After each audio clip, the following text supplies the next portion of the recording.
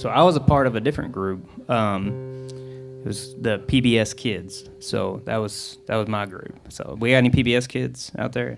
Anybody grow up watching Mr. Rogers and, you know, Bob Ross, all that good stuff? Just me? Surely there's a couple. All right, cool. Yeah, I was like, surely I wasn't the only one who was poor. I mean, we got to have at least a couple other broke folks, you know. We only had 5 channels when I was a kid, and 2 of them were PBS. And so, I mean, that was only when my brother was outside holding on to the antenna. So, I mean, it's a really sad story, actually. You know, we had great reception, but he never got to see it.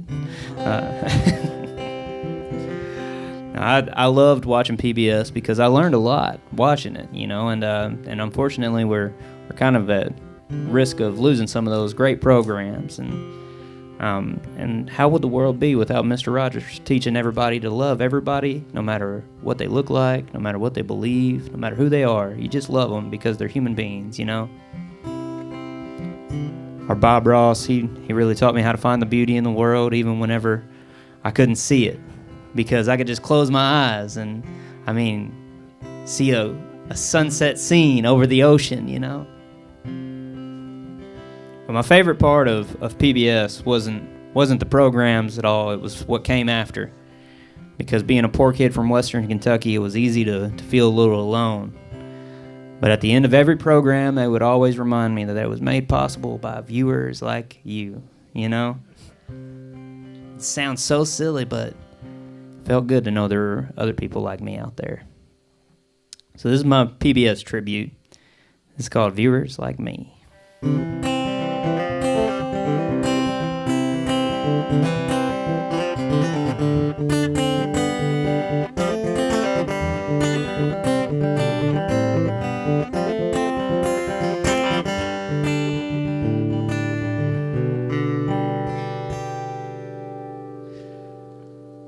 Well, I grew up on public television. Bob Ross and Mr. Rogers, my addiction. Too poor to afford habits, so when I'd need a fix, I'd twist those bunny ears until the picture came in crisp. And it was good night, Austin city limits, 1,000 miles from nowhere, Kentucky. Those telethons I wish I could have given half of what came through that TV screen. When I felt alone, they knew just what I'd need.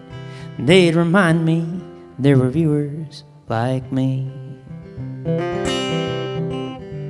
And I learned my imagination is a place, a hideaway if I need to escape. Well, I'd ride a big red dog and call him my best friend.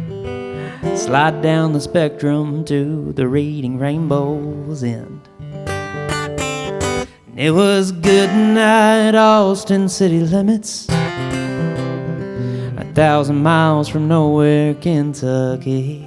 Those telethons I wish I could have given half of what came through that TV screen. When I felt alone, they knew just what I'd need. They'd remind me there were viewers like me. And if I'm ever needing a reminder about life before my britches got so small, that antenna in the box of misfit wires convinces me to cut the cable off. And it's still good night, Austin city limits, no matter where this crazy life may lead. Those telethons I wish I could have given half of what came through that TV screen.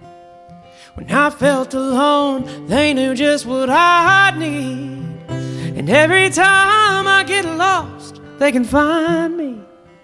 Yeah, they remind me they're viewers like me. Oh, they remind me they're reviewers like me.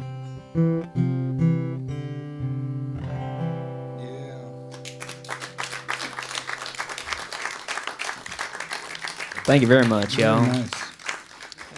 I feel like putting my guitar down and just sitting right here and watching the rest of the show. He's just a masterful guitar player and songwriter.